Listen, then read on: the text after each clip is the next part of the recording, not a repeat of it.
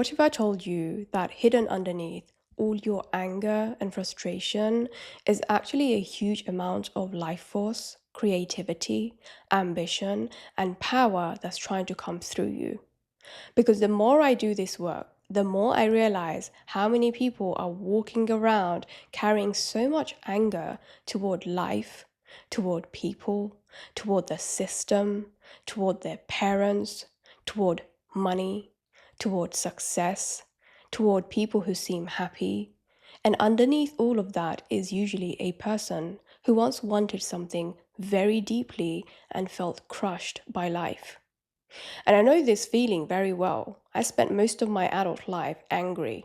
Angry at my upbringing, angry at what I experienced, angry at my parents. I used to genuinely feel like life had set me up to become a monster. Like the amount of chaos and dysfunction I grew up around could have easily pushed me down a very dark path because I feel like my parents inspired me to be nothing but a serial killer. And I think that's partly why I ended up doing martial arts for 5 years because I had so much rage in my body that needed somewhere to go. I needed somewhere to put that energy. And when I look back now, I realize something really profound. Resentment was keeping me alive emotionally for a period of my life. It became fuel, it became identity glue, it became the thing that gave me a sense of self. Because when somebody feels powerless for long enough, resentment can start making them feel strong. You start feeling morally superior, smarter than everyone, more aware than everyone. Like you can see what's wrong with the world. Of course, sometimes you are seeing real problems. Sometimes people genuinely were unfair to you, right? Sometimes your parents did fail you. Sometimes the system is corrupt. Sometimes people betray you. Sometimes life is brutal. Life will give you reasons to become bitter, okay? I get that. I do. Healing resentment doesn't mean pretending nothing bad happened. No. Some of you have very real reasons for why you became angry and frustrated. But there's a difference between anger moving through you and resentment building a home inside you. Anger can actually be healthy. Anger can help you leave bad situations. Anger can help you protect yourself. Anger can help you realize you deserve better. But resentment is different because resentment freezes the pain in place. I've seen some people that are frozen in time because of resentment. It keeps replaying the same emotional movie over and over and over and over again. Same thoughts, same frustrations, same arguments in your head. Same feeling that life owes you something now because of what you went through, right? And after a while, you don't even realize how much energy is being burned just holding on to all of it.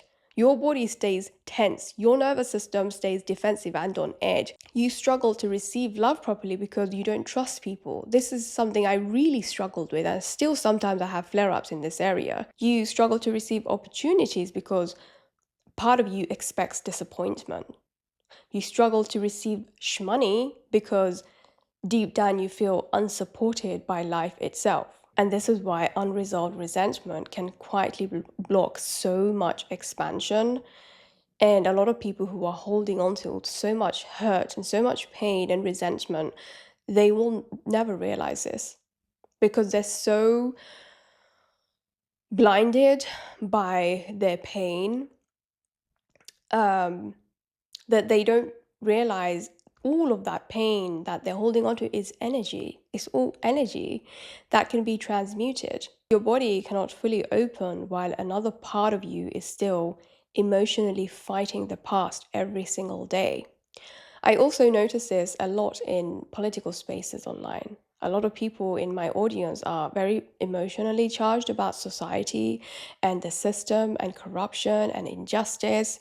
And again, some of these frustrations are completely valid. Like, I get it. But sometimes I look at people online and I can feel how much life is trapped underneath all that anger. I can feel the intelligence there, the creativity there, the leadership there, the passion there, the ambition there. But instead of building, building something with that energy, it all gets trapped in endless resentment loops, endless fighting, endless proving, endless obsession with what's wrong. And after a while, resentment starts emotionally feeding itself. It becomes a feeding frenzy. The resentment and anger and frustration, the hopelessness, the resignation, the victimhood, all of that is just like a feeding frenzy. Some people get so used to feeling angry that peace almost feels uncomfortable to them. They don't know who they are without the fight anymore. They don't know who they are without the grievance anymore. And this is why some people unconsciously search for reasons to stay angry. Because resentment can make you feel important. It can make you feel morally above other people. It can make you feel like your suffering means something special, important. And really, the reason why I felt compelled to make this video is because I realized through doing this work, my work attracts a lot of people who are frustrated. My work is all about financial trauma, right? Helping people understand why they're experiencing lack, the psychological reasons behind it, the nervous system patterns people have around money that's blocking their manifestations, blocking their financial flow. And, I attract a lot of frustrated people, a lot of people who, when they feel like life isn't working out or they're experiencing disappointment, it's a really nice feeling to blame the system, blame the government, blame the people who have more, the 1% who are depriving the rest of the world. I know this might be hard for some people to hear, but I say it with compassion because I've experienced it too. Okay. Sometimes resentment becomes the only place a person still feels emotionally alive. But your hidden power is not in staying resentful forever. Your hidden power is in realizing how much energy is trapped inside that resentment, anger, frustration. Because underneath resentment is usually grief. Grief for the life you didn't get, grief for the love you didn't receive, grief for the version of you that never got to fully exist. And when you stop spending every day emotionally arguing with life, all of that energy starts becoming available again. Your creativity comes back, your humor comes back, your softness comes back, your goals start feeling exciting again. You stop needing the world to finally admit that you suffered. You stop waiting for emotional compensation from life. And this is where things started changing for me personally. The more I healed, the less interested I became in proving how hurt I was. I started putting that energy into building my life instead, into creating, into purpose, into my work, into becoming someone I actually respected.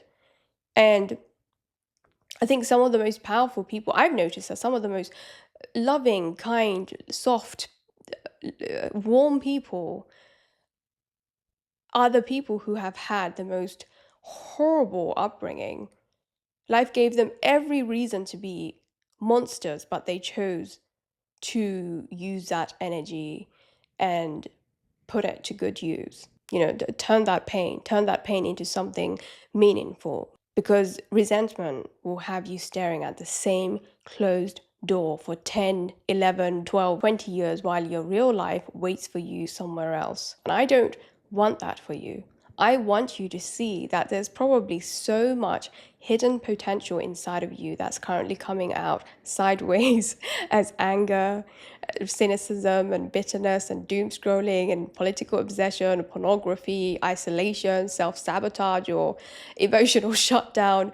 Your life force is still there. Your ambition is still there. Your ability to love is still there. Your creativity is still there. It's just locked up and trapped underneath years of emotional armor. And slowly learning to let go of resentment doesn't mean you suddenly are okay with what happened to you. No, it just means you've decided your future deserves more of your energy than your pain does. And this is a huge part of the work I do, helping people understand the emotional patterns and nervous system states underneath self sabotage, money struggles, emotional shutdown. Because a lot of people don't realize how much their nervous system is still holding on to.